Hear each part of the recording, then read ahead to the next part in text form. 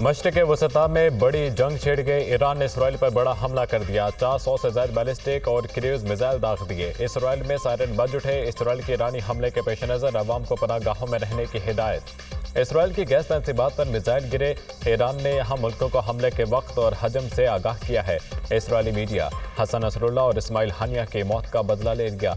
ईरानी पासदारान इनकलाब का रद्द-ए-अमल। मिसाइल अस्फहान, तबरेज़, खुरमाबाद और इराक से दागे गए। मिसाइलों से इसराइली फौजी अहदाफ को निशाना बनाया गया। ईरानी फौज ईरानी मिसाइलों ने 90% अहदाफ को निशाना बना लिया। ईरानी टीवी का दावा, हमलों का तबाहकुन जवाब दिया जाएगा। इसराइल की धमकी। इसराइली दारुल हुकूमत तल अबीब शहर जईफ और हैफा में फायरिंग के वाक़यात, 20 से ज़ायद शहरी हलाक हो गए। ईरान के हमलों के बाद लबनान, इराक और उर्दन ने फ़ज़ाई ट्रैफिक को आर्ज़ी तौर पर मुअत्तल कर दिया। हिज़्बुल्लाह ने भी इसराइल पर हमला कर दिया। लेबनान से मुतअद्दिद रॉकेट फायर। लेबनान से तल अबीब की जानिब मिसाइल फायर किए गए। लेबनान से फायर किया गया मिसाइल खुले इलाके में गिर कर फट गया। इसराइली मीडिया का दावा।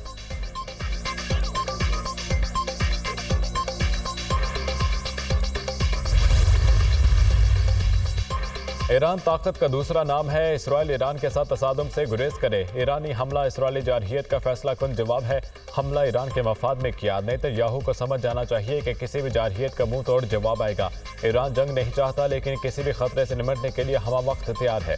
ईरानी सदर मसूद पेजेश्कियान का एक्स पर पैगाम। इसराइल ने होश के नाखून ना लिए तो अगला हमला इससे कहीं ज्यादा तकलीफ दे होगा। ईरानी सुप्रीम लीडर आयतुल्लाह खामेनी का नेतन्याहू का इब्रानी जबान में सख्त पैगाम।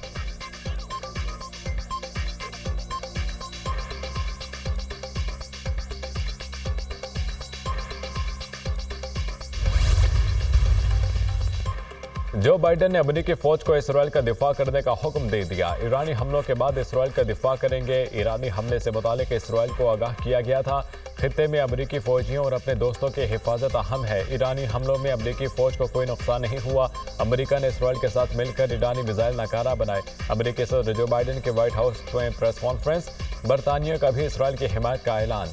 बरतानवी वज़ीर आज़म के स्टारमर ने कहा है कि ईरान के खित्ते को जंग में धकेलने की कोशिश काबिल मज़म्मत है। ईरान को ऐसे हमले और हिज़्बुल्लाह जैसी प्रॉक्सीज को बंद करना चाहिए।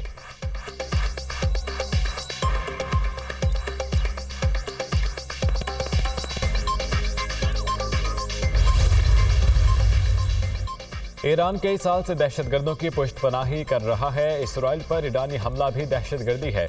इसराइल पर ईरान के हमलों की मजम्मत करते हैं। तर्जुमान अमरीकी महकमा खारजा मैथ्यू मिलर ने कहा है कि ईरान की तरफ से हमले के बारे में कोई इंतबा नहीं था। अब इसराइल को अपने दिफा का हक हासिल है। सदर जो बाइडन ने वाज़ेह कर दिया है कि अमरीका हर सूरत इसराइल के साथ खड़ा है। खित्ते में जंग बंदी चाहते हैं, लेकिन हमास मुज़ाकरात की मेज़ पर नहीं आ रहा। हमास के मुज़ाकरात पर राज़ी न होने की वजह से जंग बंदी नहीं हो सकी। मैथ्यू मिलर की वाशिंगटन में प्रेस ब्रीफिंग।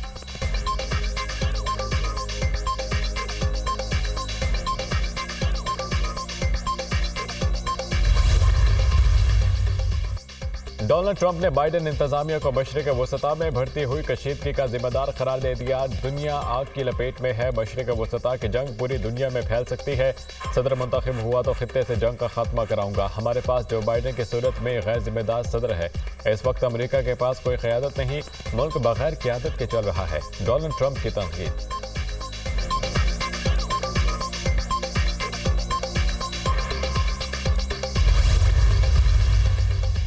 ईरान ने इसराइली जारहियत का मौसर जवाब दिया। हमले में कई तनसीबात तबाह और मुतअद्दिद इसराइली फौजी हलाक हुए। इसराइली हमले में होने वाले नुकसान को छुपा रहा है। ईरान ने हमला करके शहदा का बदला लिया।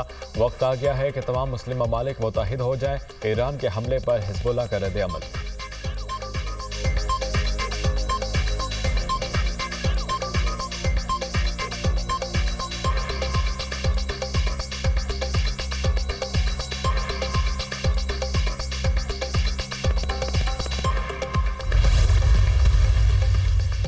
हमलों के बाद इसराइल की जानिब से रद्द-ए-अमल के लिए तैयार हैं। सुप्रीम लीडर आयतुल्लाह खामेनी महफूज मकाम पर हैं। ईरानी हुकाम।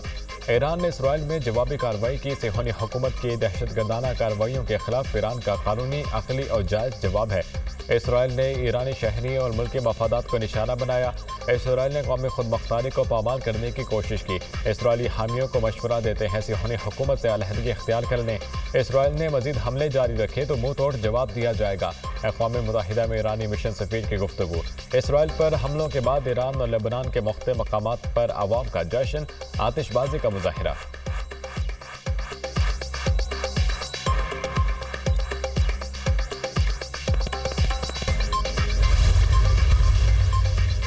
सेक्रेटरी जनरल अक़वाम मुत्तहिदा एंटोनियो गुतेरेस का मशरिक़ वसता कशीदगी में इजाफे की मज़म्मत।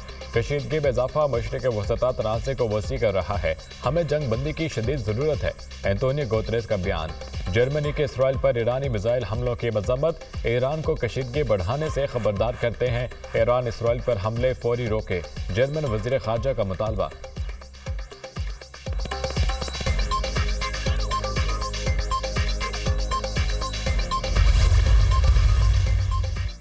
PIA ने अपनी तमाम परवाज़ों को ईरानी फ़ज़ाई हदूद को इस्तेमाल करने से रोक दिया। PIA ने एयरलाइन के तमाम कप्तानों और फ्लाइट ऑपरेशन को अहकामात जारी कर दिए। जब तक सूरत हाल वाज़ेह नहीं हो जाती, ईरान की फ़ज़ाई हदूद इस्तेमाल नहीं की जाएंगी। तर्जुमान PIA। ईरान अफगानिस्तान से आने वाले तमाम परवाज़ों की सख्त निगरानी की जाए। फ़ज़ाई हदूद के करीब हर किस्म की नक़ल व हरकत पर भी नज़र रखी जाए। पाकिस्तान एयर ट्रैफिक कंट्रोल को नई हिदायत जारी।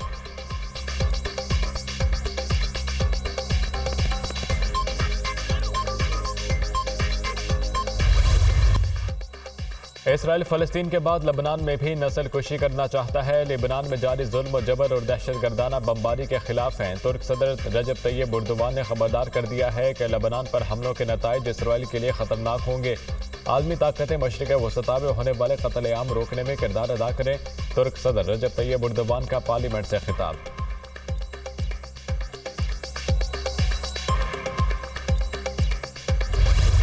लगता है आर्टिकल 63 का फैसला तहरीक अदम एतमाद को गैर मौसर बनाने के लिए था। अदम एतमाद में अगर वोट गिना ही ना जाए तो वज़ीर-ए-आज़म हटाया ही नहीं जा सकता, यानी आर्टिकल 95 गैर फॉल हो गया। चीफ जस्टिस काजी फैज़ ईसा के आर्टिकल 63 नजरसानी केस के समात में रिमार्क्स। हम कौन होते हैं किसी के ज़मीर का फैसला करने वाले? हम बतौर जज कैसे फैसला करें एक बंदा ज़मीर की आवाज़ पर वोट दे रहा है या नहीं?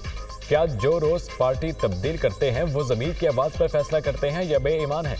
इसका फैसला कौन करेगा? अब सुप्रीम कोर्ट में कुछ भी बंद दरवाजों के पीछे नहीं होता। कभी तो जमहूरियत पर भी तो चल कर देख लें। चीफ जस्टिस के रिमार्क्स। आर्टिकल 63 नजरसानी केस की समाअत करने वाला बेंच तब्दील। जस्टिस मुनीब अख्तर की जगह जस्टिस नईम अफगान बेंच में शामिल। चीफ जस्टिस ने कहा जस्टिस मुनीब अख्तर को दरख्वास्त की गई कि बेंच में आए। जस्टिस मुनीब अख्तर ने दोबारा खत लिख दिया जिसमें पुराना मौक़िफ़ दोहराया। मैंने कमेटी को जस्टिस मंसूर अली शाह को शामिल करने की तजवीज़ दी। जस्टिस मंसूर अली शाह ने कमेटी और बेंच दोनों में शमूलियत से इनकार किया। इसके बाद हमारे पास कोई और ऑप्शन नहीं बचा था। दूसरे बेंचों को डिस्टर्ब ना करते हुए जस्टिस नईम अफगान को शामिल किया। मैं एक एतराज़ उठाना चाहता हूँ। अली जफर की सदा। आप नशिस्त पर वापस चले जाएं, बाद में आपको ज़रूर सुनेंगे। चीफ जस्टिस का जवाब।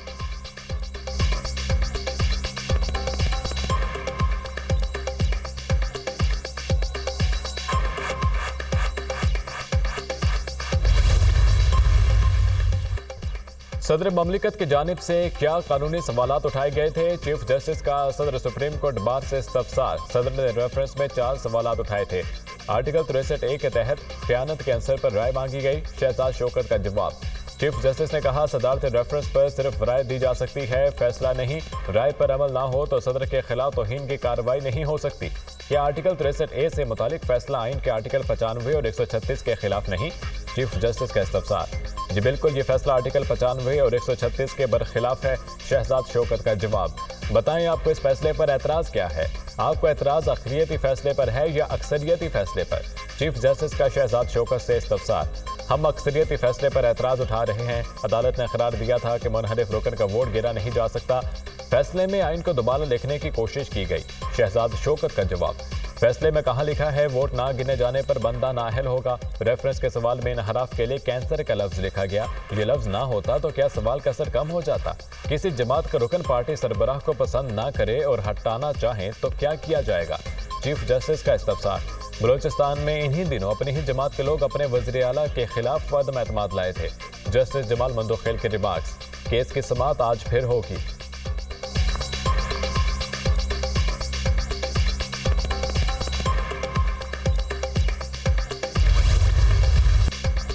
आर्टिकल 63 नजरसानी केस बैरिस्टर अली जफर ने 5 रुकनी बेंच को गैर आईनी और गैर कानूनी करार दे दिया। ये बेंच नजरसानी के बारे में कोई फैसला नहीं कर सकता। फैसला कानून और आइन के मुताबिक ना हुआ तो पूरी दुनिया में तमाशा बनेगा। मेरी और बानी पीटीआई के संजीदा कानूनी एतराज़ात हैं। उम्मीद है जज साहिबान इस बेंच को ख़त्म कर देंगे। मुल्क में अदालती बहरान पैदा हो चुका है, इससे पूरा निज़ाम गिर सकता है। इलेक्शन कमीशन अपनी जिम्मेदारी पूरी नहीं कर रहा, ये आइन की खिलाफ वर्जी है। पीटीआई रहनुमा की मीडिया से गुफ्तगू।